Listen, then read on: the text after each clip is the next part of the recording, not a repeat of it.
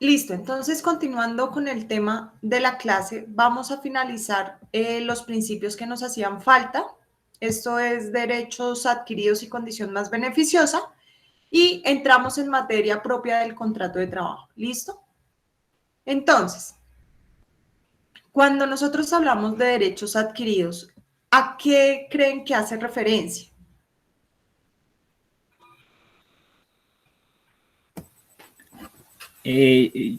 Profe, yo considero que hacen referencia, digamos, en el caso laboral, cuando uno llega a trabajar, digamos, en una empresa, la empresa adquiere ciertos derechos que pues están relacionados con esa empresa, ¿no? Con el trabajador empresa, que uno no tendría de pronto si no trabajara en esa empresa. Por ahí algo tiene que ver con lo que tú mencionas. ¿Alguien más de pronto le suena algo derechos adquiridos?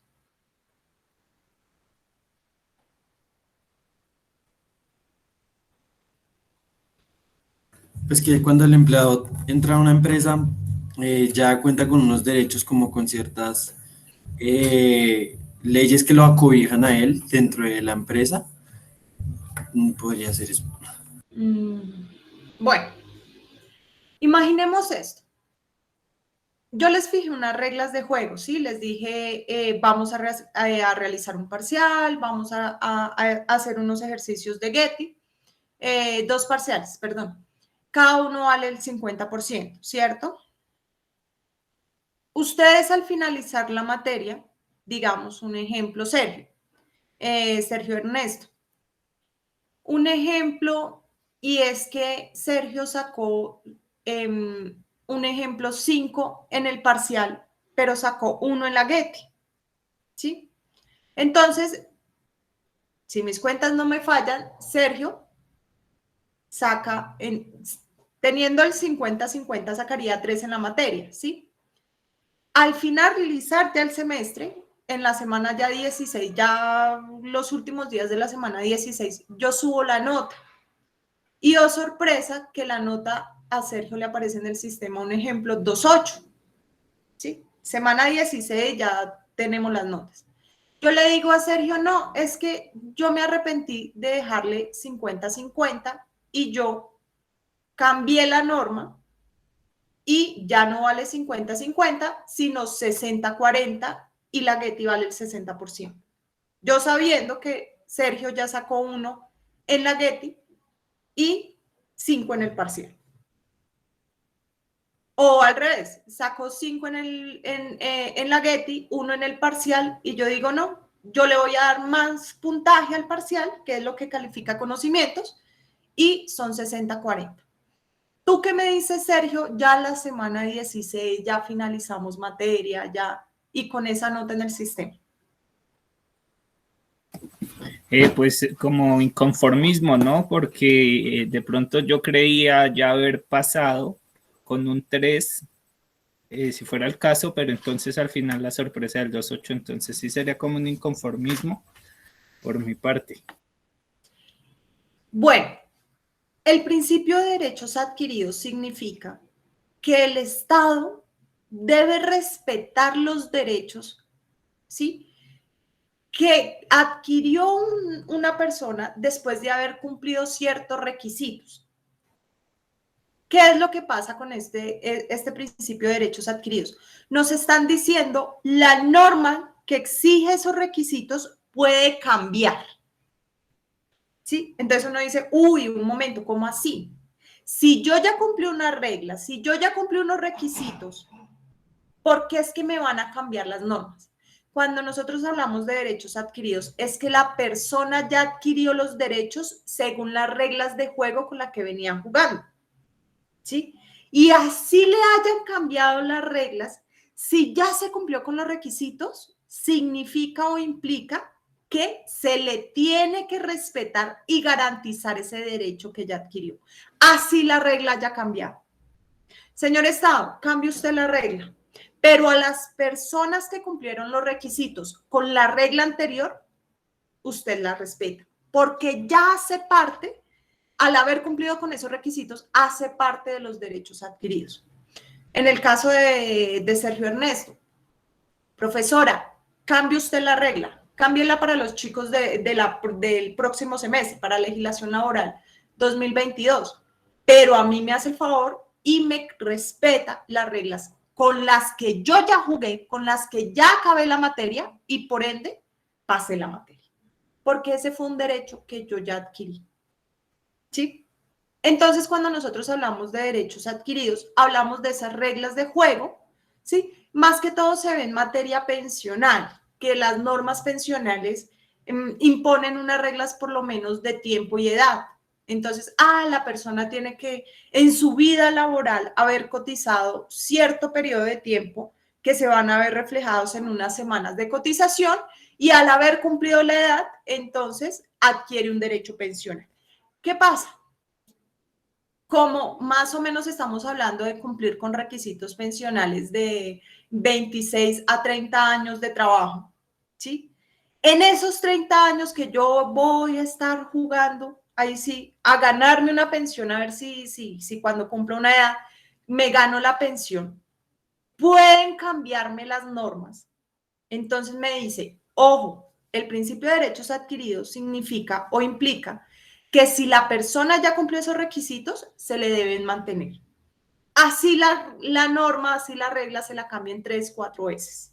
¿Sí? Si ya lo adquirió, ahí no hay nada que hacer. Resulta que este principio de derechos adquiridos tiene un asterisco y son las expectativas. ¿Sí? ¿Qué ha dicho la Corte frente a unas expectativas? Entonces, les voy a proponer una cosa. Yo les dije 50-50. Démosle mayor valor a la Getty. ¿Sí? 60-40. La nota de la Getty ya no nos va a valer el 50%, sino nos va a valer el 60%. ¿Ustedes qué dicen?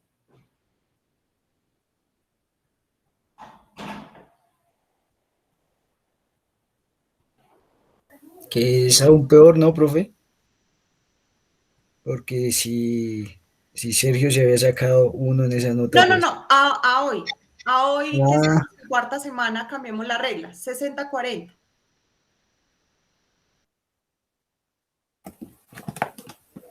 Pues yo considero que todavía podríamos estar de acuerdo, ¿no? se puede Aunque debatir, ya sí, se profe. establecieron las leyes, las reglas. Profe, pues nosotros habíamos hablado de unas reglas, pero pues no hemos tenido el primer parcial, no hemos hecho ejercicios nada de Getty, pues por nosotros no hay problema porque pues no, o sea, sí, si bien es cierto, ya llevamos 4 semanas de clase, pues nosotros no le vemos ningún problema a cambiar las reglas porque todavía falta todo el semestre por delante. ¿Mm? A eso se le llama mera expectativa. ¿Sí? Mera expectativa, que todavía tiene, ahí sí, un amplio tiempo para cumplir unos requisitos. O sea, hasta ahorita está empezando a jugar el juego, por así decirlo, y válganme la redundancia. Entonces, pues no le vemos mucha relevancia, no hemos tenido el primer parcial, no sabemos cómo vayan a ser los parciales, cómo vaya a calificarse la Getty, pues no hay ningún problema, ¿sí? Resulta que yo les planteo esto a la semana 14, ¿sí? Faltándonos 2 semanas. La gran mayoría de las personas que están acá tienen 5 en su parcial, pero tienen 2, 2.5, 3, 1 en nota de Getty, menos Jefferson David, ¿sí?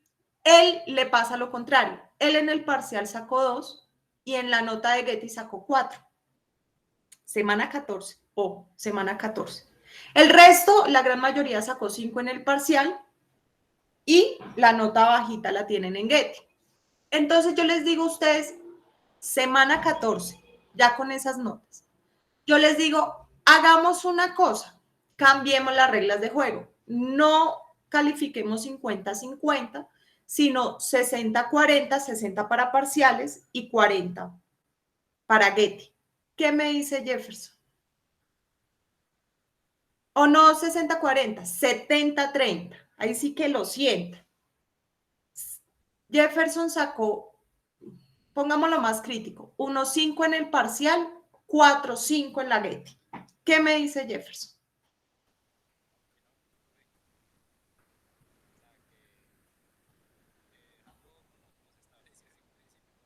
Yo puedo argumentar, yo puedo decir, interés general prevalece sobre el particular, porque pues la gran mayoría sí le sirve el cambio de la regla, porque pues tienen 5 en sus parciales, pero en la Getty tienen 2, tiene 2.5, 3, ¿sí? ¿Qué me dice Jefferson David?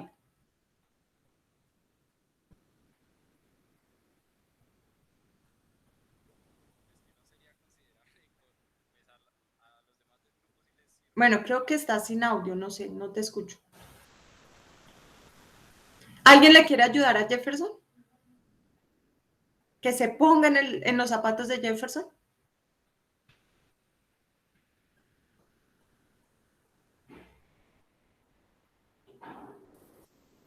Profe, pues sí habría ese inconformismo por parte de algunos y para otros pues será como una oportunidad, ¿no? Con la que estarían de acuerdo. Pero pues ahí ganaría como la mayoría o lo que su merced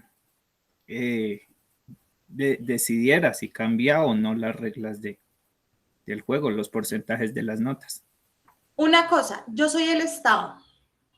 Es decir, yo hago lo que yo quiera y esta es mi clase y yo cambio las reglas de juego y las voy a cambiar en la semana 14.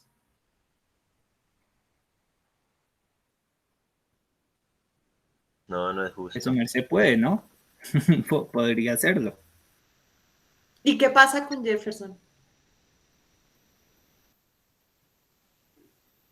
Pues se vería perjudicado, Debería afectado, sí. afectado, sí. A esa situación en específico, la Corte la ha llamado expectativa legítima. ¿Sí?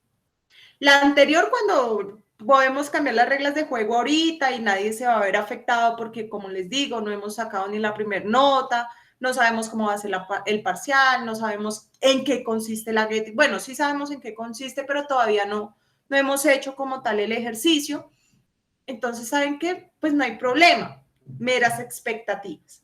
Pero ya teniendo notas, ya teniendo más del 50% de la materia avanzada, ¿sí? Hey, un momento, aquí hay alguien que le perjudica ese cambio de regla, ¿sí?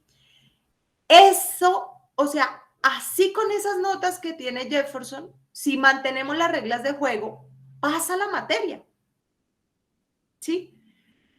Pero al haber un cambio, al modificar la norma, le estoy afectando su expectativa legítima.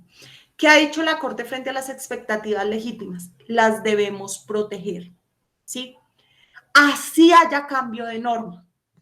Entonces, como ya le falta muy poco, porque ya estamos a puertas de 2 semanas por finalizar el semestre, entonces, oigan, protejámosle a él. ¿Y cómo lo protegemos?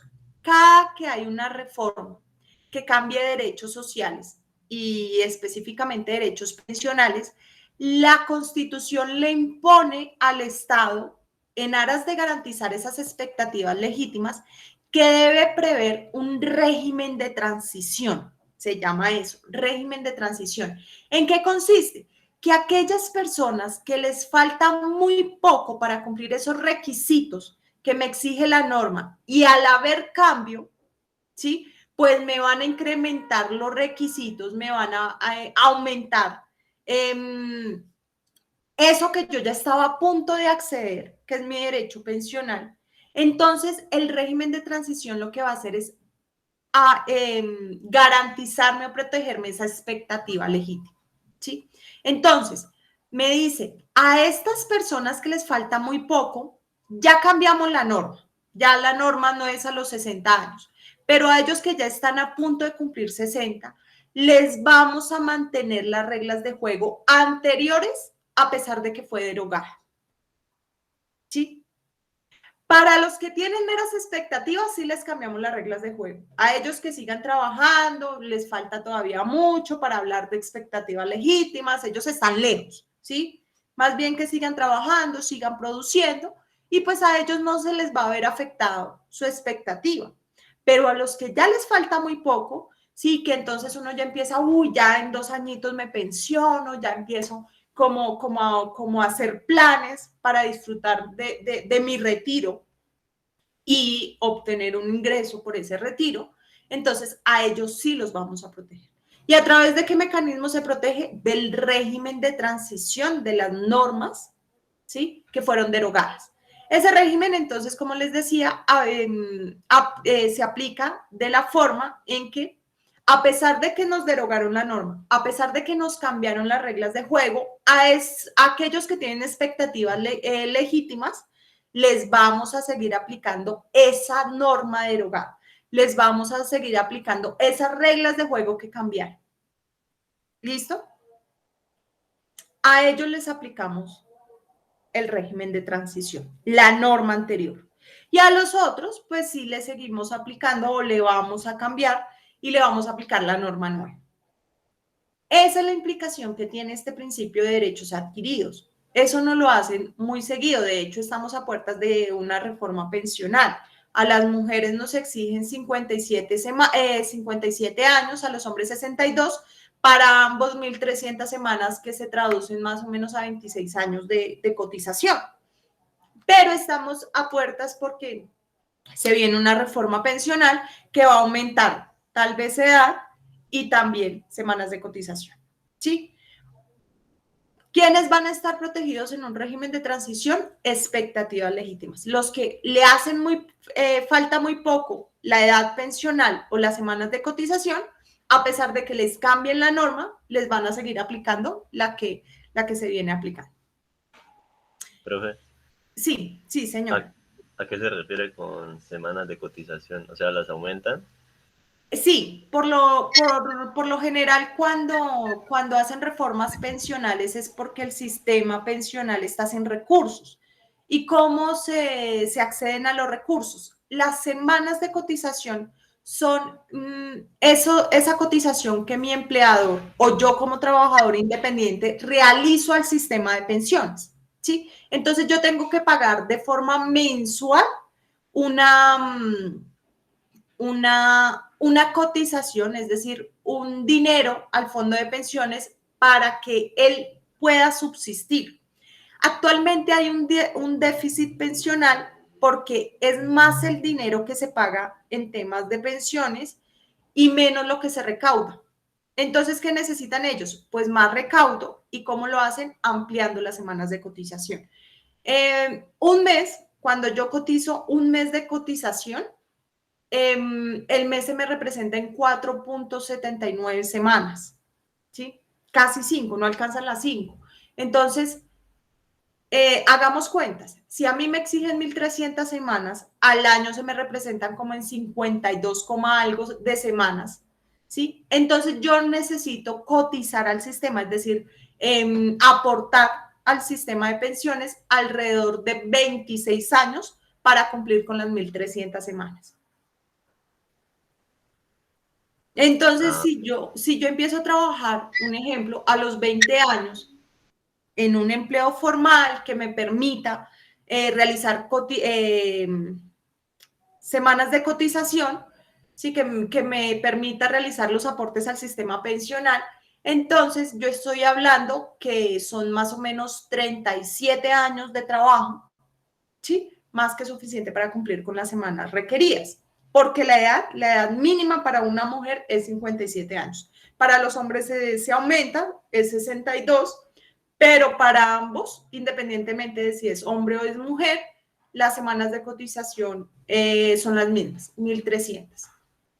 Hay otro sistema pensional, otro régimen pensional, que es el régimen de ahorro individual con solidaridad, que no nos piden semanas, no nos piden edad en principio, pero pues ese sí ya lo vamos a hablar posteriormente.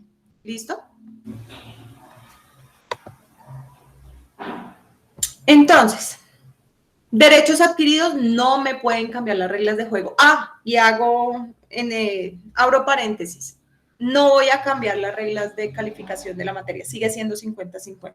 Cierro paréntesis. Era a título de ejemplo, ¿sí? Para que lo entendiéramos un poquito mejor. Último principio que vamos a ver es el de condición más beneficiosa. En mi humilde opinión personal, es el principio más transgredido. ¿Por qué?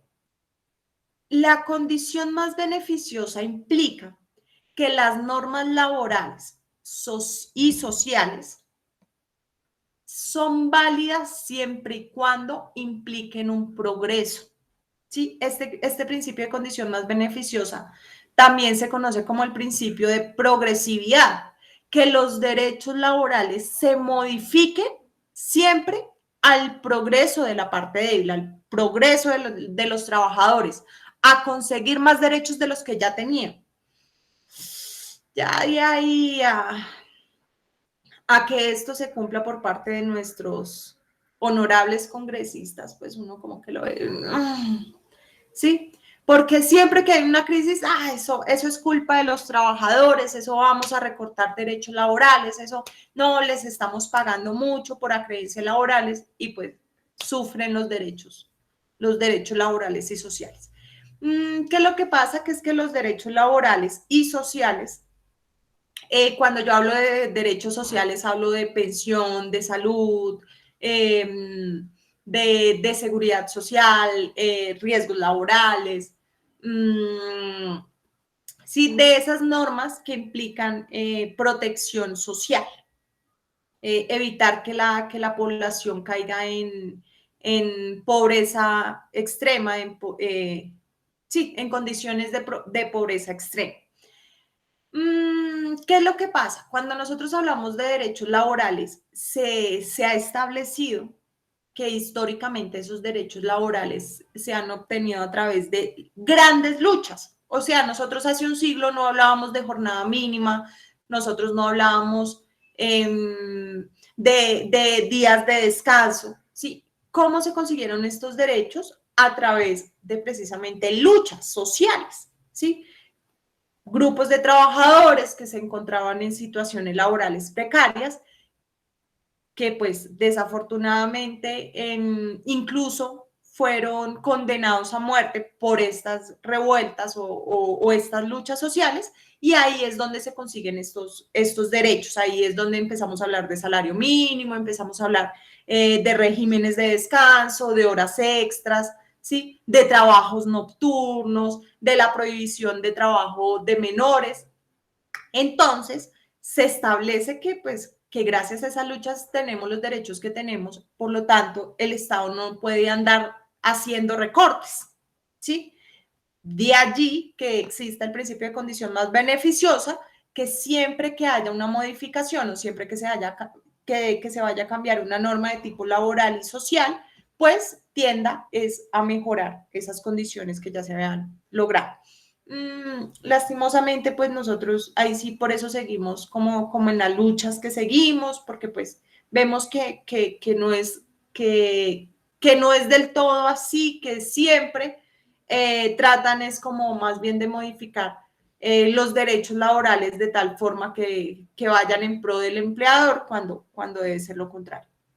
Entonces ahí sí uno se queda como sin palabras. Pero bueno, sigamos con nuestros temas, ¿cierto? Ahí sí, cerrando ahí un poquito la nostalgia. En cuanto a derechos adquiridos, su merced mencionaba expectativa legítima, ¿y cuál era la otra? Meras expectativas. ¿Meras? Meras, sí. Okay. Sí, expectativas simples también las han llamado. Gracias. Vale.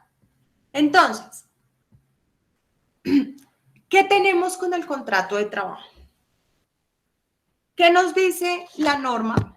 En este sentido, la norma colombiana que regula las relaciones laborales es el Código Sustantivo del Trabajo. ¿Qué pasa con el Código Sustantivo? Es una norma bastante vieja, ¿sí?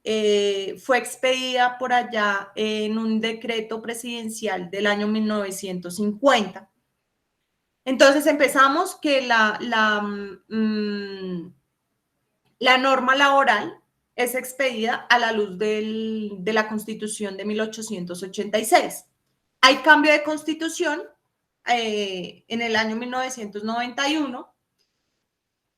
En esa Constitución política donde se establece que Colombia es un Estado social de derecho, se establece como eje principal del Estado la persona y su dignidad humana. Y de ahí que en el artículo 53 también obliga, o más bien le da una orden el constituyente al legislador, le dice, oiga, señor legislador, tenemos que modificar la norma laboral, ¿sí? Tenemos que adecuarla con estos principios constitucionales, que son los que ya vimos. Tenemos que expedir un estatuto del trabajo. Adivinen qué ha hecho nuestro legislador a hoy en día.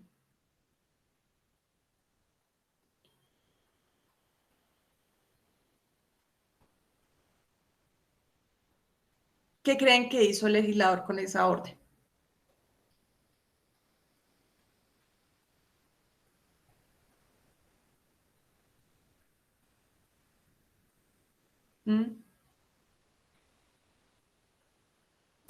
¿La cambió? No, no ha hecho nada.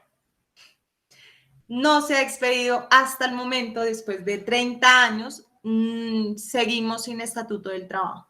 Entonces, ¿qué ha pasado? Se han interpuesto varias acciones de constitucionalidad a la legislación laboral, es decir, al Código Sustantivo del Trabajo. Se ha tratado de modificar la norma a la luz de la Constitución política y de los principios. Sin embargo, seguimos con la norma anterior, ¿sí? Ha habido modificaciones de la norma laboral, del Código Sustantivo del Trabajo.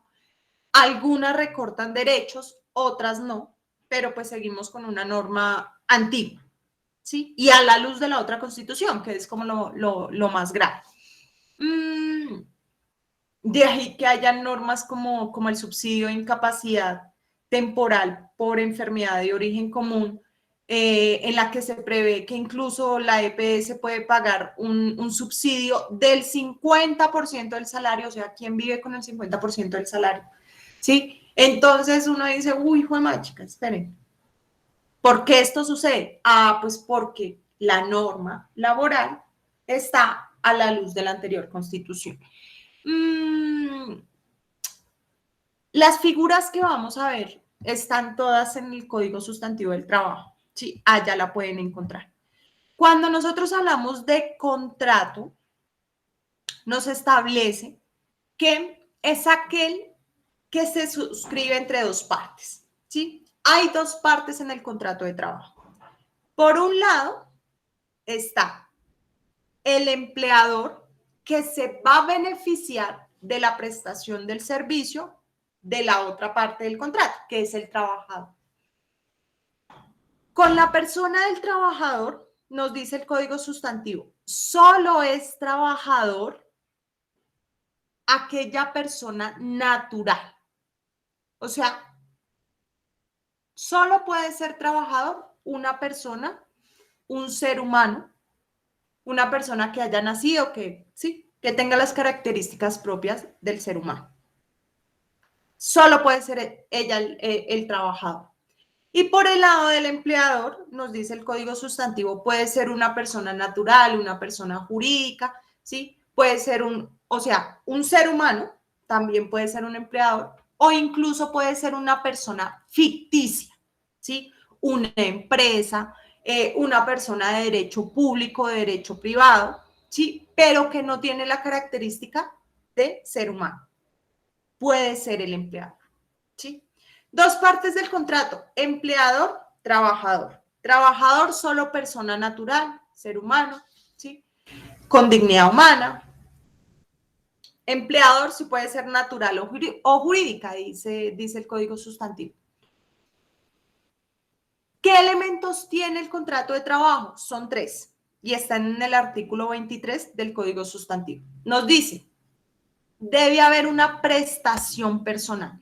Es decir, el trabajador, esa persona natural, ese ser humano, se nos obliga a favor de su empleador a prestar su servicio de forma personal y directa, ¿sí? ¿Qué significa eso?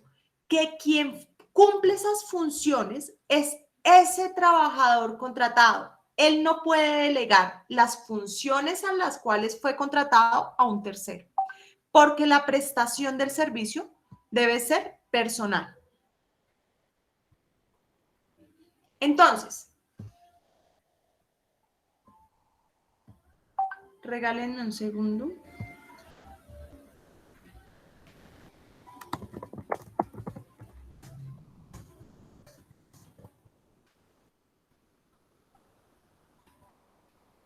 Entonces, yo no puedo delegar, ¿sí? ¿Se acuerdan del trabajo individual del que hablamos? Yo no puedo delegar las funciones, a mí me contratan por mis condiciones, por mis capacidades, por mis estudios, conocimientos, ¿sí? Y yo no puedo delegar esa prestación del servicio a mi mamá, a mi hermanito, a mi novio, ¿sí? A mi trabajador. Yo no puedo delegar esas funciones porque precisamente la prestación del servicio debe ser de forma personal. Segundo elemento, esa prestación del servicio va a estar bajo subordinación, es decir, el segundo elemento y el más esencial. ¿Sí? Todos son esenciales, todos los que vamos a ver el día de hoy son esenciales, pero este es el más determinante para establecer un contrato de trabajo y es la subordinación. Cuando nosotros hablamos de subordinación o de trabajo subordinado, hacemos referencia a que esa prestación del servicio se hace bajo órdenes, ¿sí? Bajo parámetros, que si usted no cumplió la orden va a tener consecuencias, ¿sí? Bajo sanciones disciplinarias incluso. Entonces, estamos frente a un trabajo subordinado o dependiente, ¿sí? Quien se beneficia de ese trabajo subordinado no es el trabajador, sino que el trabajador lo que hace es vender su fuerza de trabajo. Y de allí aparece el tercer elemento esencial. ¿Cuál será?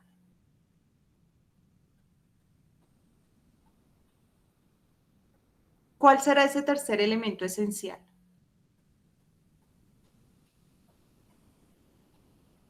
Si hablamos de venta de la fuerza de trabajo. La venta de, no sé, el conocimiento.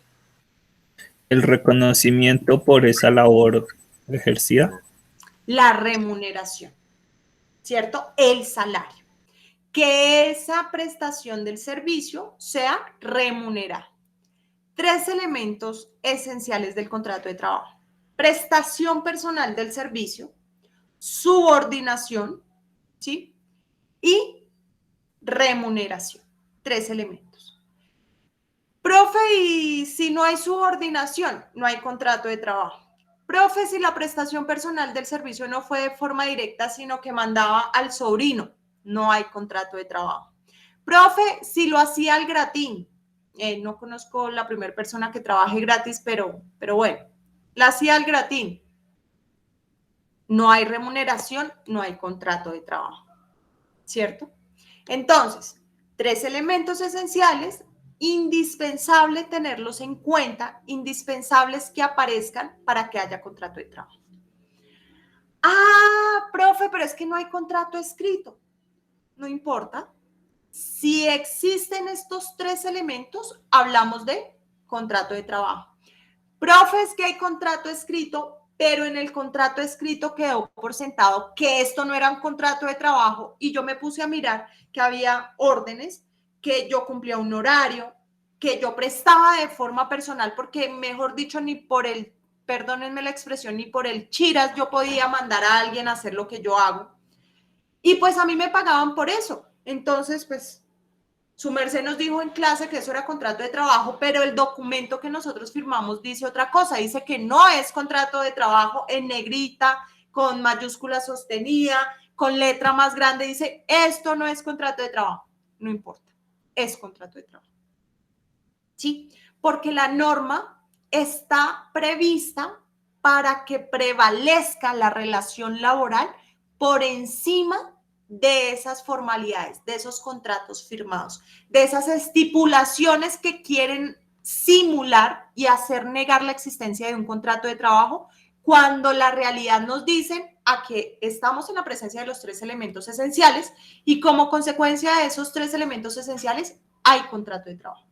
Profe, pero es que nosotros no firmamos nada. El contrato de trabajo puede ser verbal o puede ser escrito. Entonces, ¿qué nosotros vamos a observar? Profe, disculpa interrumpirte. Pero si en el contrato menciona que las dos partes están de acuerdo y firman y están de acuerdo con que no es un contrato laboral, pero se están cumpliendo los 3 elementos esenciales.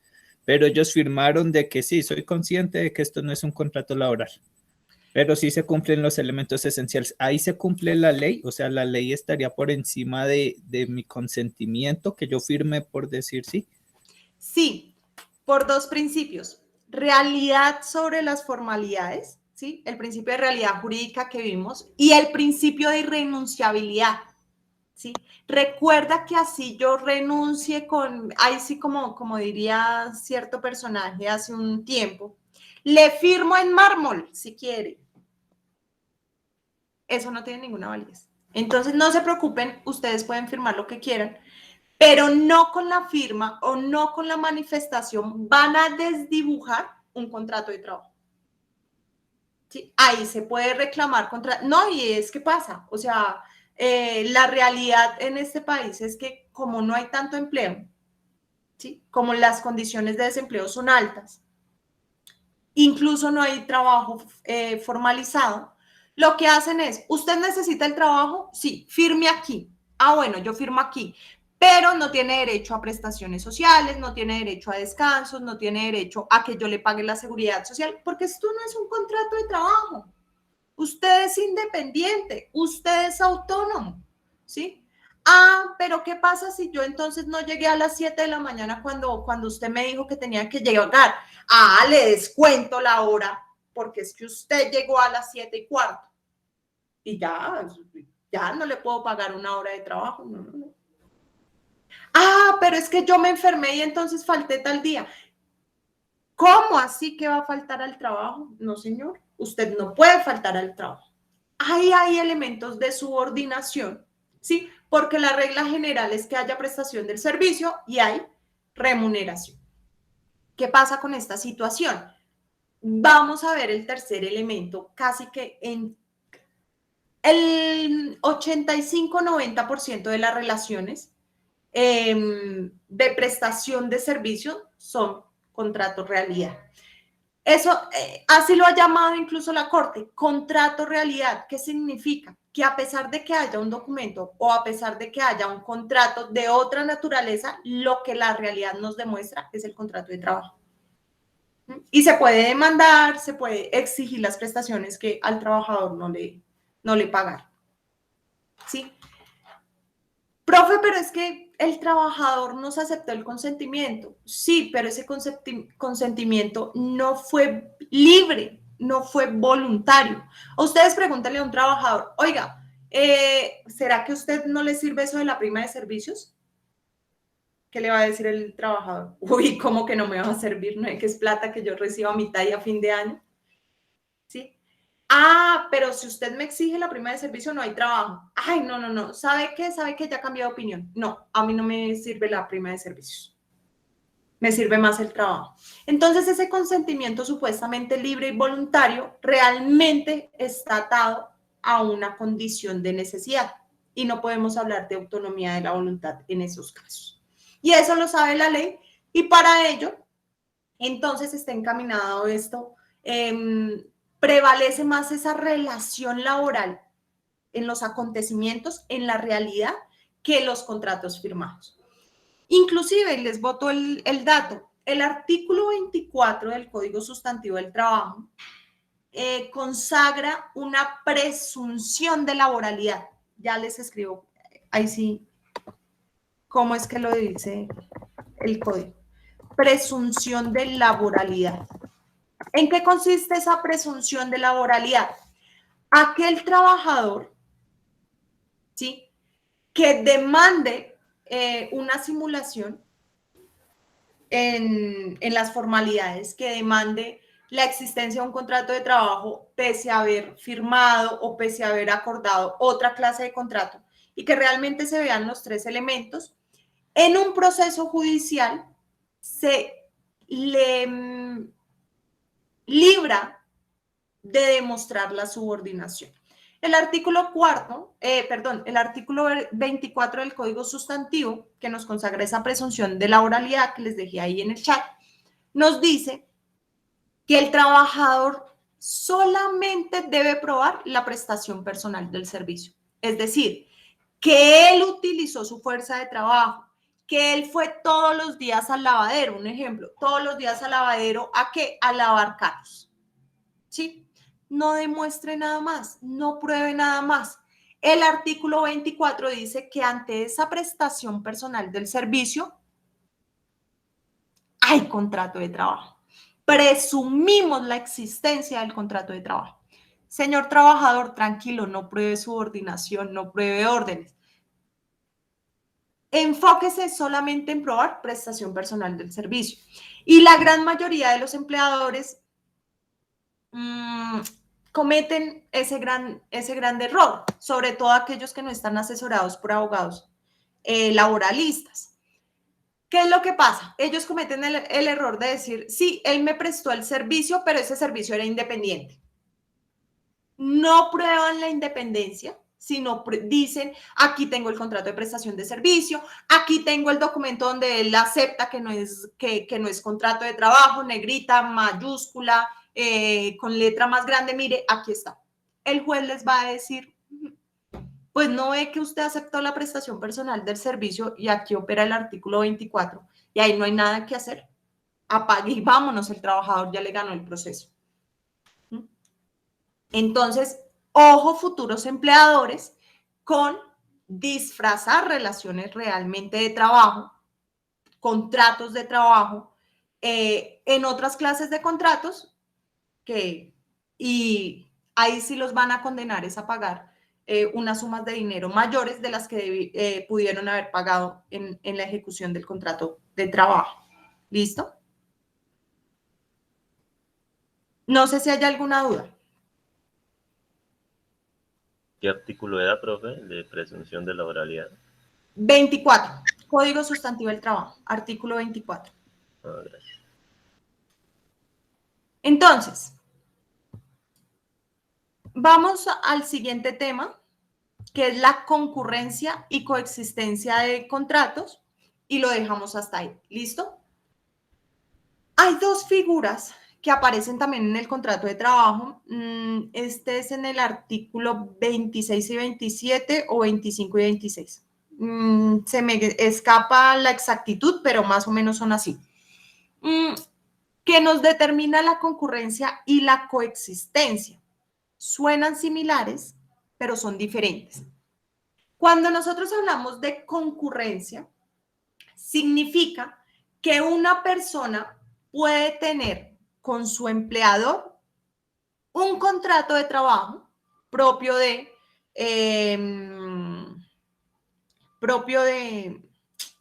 ay, se me olvidó. Propio de subordinación jurídica, donde cumple órdenes, ¿sí? Y adicional a ello, puede suscribir un contrato de otra naturaleza. Contrato de prestación de servicios profesionales, un contrato de obra civil, ¿sí? Otra clase de contrato diferente y ajeno al contrato de trabajo, ¿sí?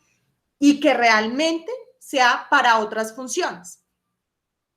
Ejemplo, a esa figura se le llama concurrencia de contratos. Estamos ante dos mismas partes, ¿sí? Por un lado, estas dos mismas partes tienen un contrato de trabajo y por el otro puede suscribir un contrato de otra naturaleza, civil, comercial, y es completamente válido y se puede, y eso se llama concurrencia. Ejemplo, ustedes saben que yo soy docente de la universidad Como docente, yo tengo contrato de trabajo. Presto el servicio de forma personal, de ahí que no le puedo decir a mi novio, oiga, venga, usted reempláceme y haga la clase, ¿sí? Eso es propio de mi contrato de trabajo. Pero imagínense, esto es hipotético, no sé si sea cierto o no. Imagínense que la universidad tiene una demanda laboral, ¿sí? En su contra, un proceso laboral en su contra. La universidad, como ya tiene todos nuestros perfiles profesionales, la universidad sabe que yo soy especialista en Derecho del Trabajo. Entonces, el padre me dice, oiga, Erika, venga, tenemos este proceso judicial en contra, ¿usted qué nos recomiende? Yo les digo, no, adelantar el proceso, la defensa sería esta. ¡Ay, perfecto! Llévenos el caso. Yo le digo, listo, sí, no hay ningún problema. Suscribamos un contrato de prestación de servicios profesionales donde yo me comprometo con la universidad a ejercer la defensa técnica y jurídica de frente a ese proceso laboral. Esa función que yo cumplo como abogada en defensa de la universidad, ¿me invalida mi contrato de trabajo?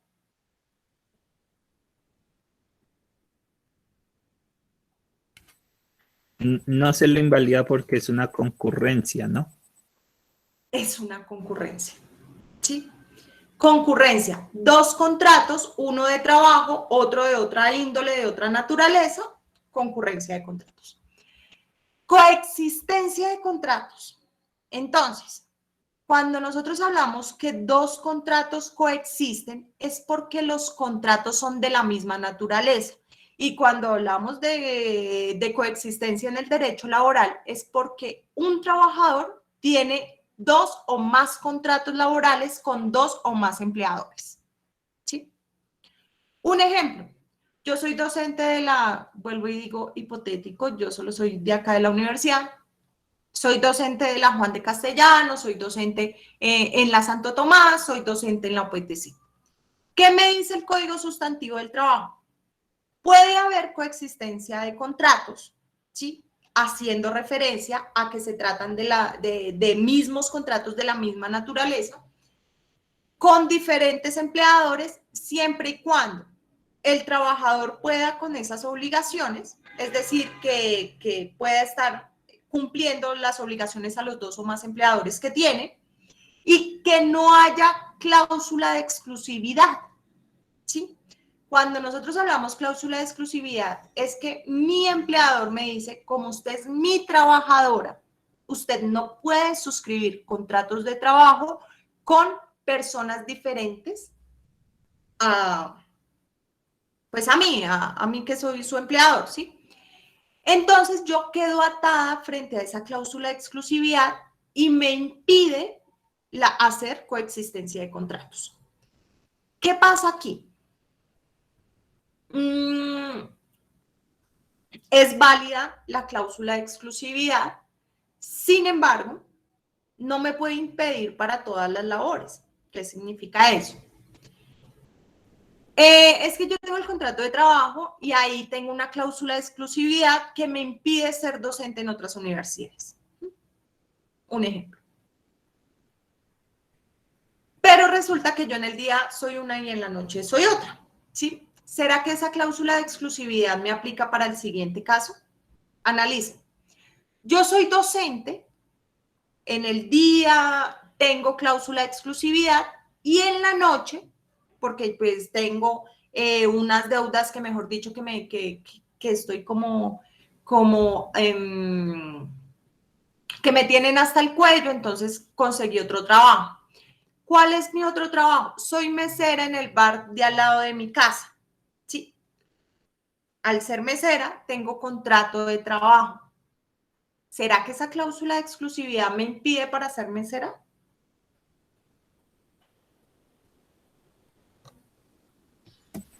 Si en el trabajo de mesera no tiene nada firmado, pues yo creo que no habría, o sea, no te podrían prohibir que trabajes en otro lado. No habría ese contrato de exclusividad. Pero ojo, en la universidad me impusieron la cláusula de exclusividad. ¿Será que esa cláusula me afecta al trabajo como mesera? Profe, pues si no tienes firmado, si lo de mesera no es algo con documentos, Sí pero me igual es hicieron un firmar contrato. contrato de trabajo. Pues yo creo que entonces sí te afecta el trabajo de mesera. ¿Sí? ¿Alguien tiene otra opinión? Yo digo que no, profe, con tal de que su merced asista personalmente a cada uno, pues yo digo que no hay problema. Lo Ojo, que estar en el horario laboral, ¿no? entonces, hay que diferenciar varias cosas. La primera en la coexistencia es que yo pueda obligarme, ¿sí?, con estos distintos empleadores, obviamente, y se supone que en horarios que no se me vayan a cruzar, ¿sí? Yo puedo tener una coexistencia siempre y cuando yo pueda cumplir con las obligaciones que me exigen mis diferentes empleadores, ¿sí? Es decir, yo puedo medio tiempo, puedo dictar clase por la mañana en la Santo Tomás, un ejemplo, y por la noche puedo dictar clases en la Juan, ¿sí? No se chocan entre sí y puedo cumplir con las obligaciones y se puede desarrollar a través de la coexistencia. Tengo cláusula de exclusividad.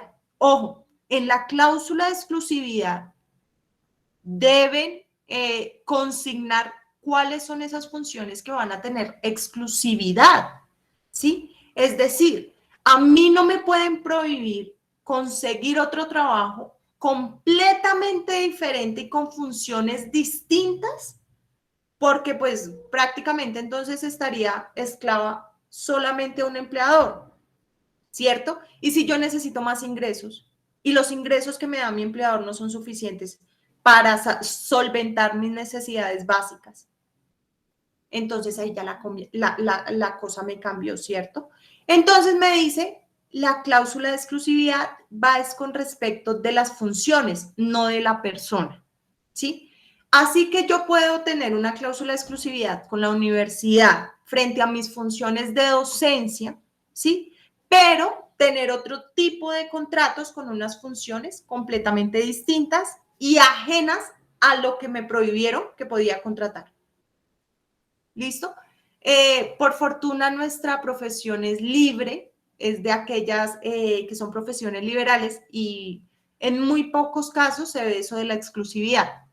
En la docencia por lo menos no nos imponen exclusividad, sino es más por el tiempo, porque realmente sí se empiezan como a cruzar materias, entonces yo tiempo completo no puedo ser docente tiempo completo en otra universidad, entonces ahí como que bueno, si son 40 horas a la semana y el día solo tiene 24, ¿cómo se distribuye entonces su tiempo completo y tiempo completo en ambas universidades? Ahí ya cuando se impide la coexistencia es más por la imposibilidad de la persona con cumplir las obligaciones, más que la exclusividad. La exclusividad se da sobre todo en aquellas empresas que tienen secretos profesionales e industriales importantes, ¿sí? Que de verdad les afecta en cuanto a la competencia comercial. Háblese ustedes de Corral, Coca-Cola, ¿sí? Medios de comunicación, que si yo trabajo, digamos, para RCN y Caracol, entonces yo, pues lo que me averiguo aquí se lo doy allá. Entonces, ahí más que todo se ven esas cláusulas de exclusividad, ¿cierto? ¿Cómo vamos, chicos, con los temas? ¿Sí están comprendiendo? ¿Sí? Bien, profe, sí, señora. Muy claro. Sí, profe, sí, señor. Listo, eso es lo importante, muchachos. Si tienen alguna duda, no duden en interrumpir, lo resolvemos inmediatamente. ¿Listo? Sí, señora. Entonces dejamos la clase hasta aquí por el día de hoy. Queda grabada en horas de la tarde, se las estaré subiendo a la plataforma virtual. ¿Listo? Vale, profe, sí, señora.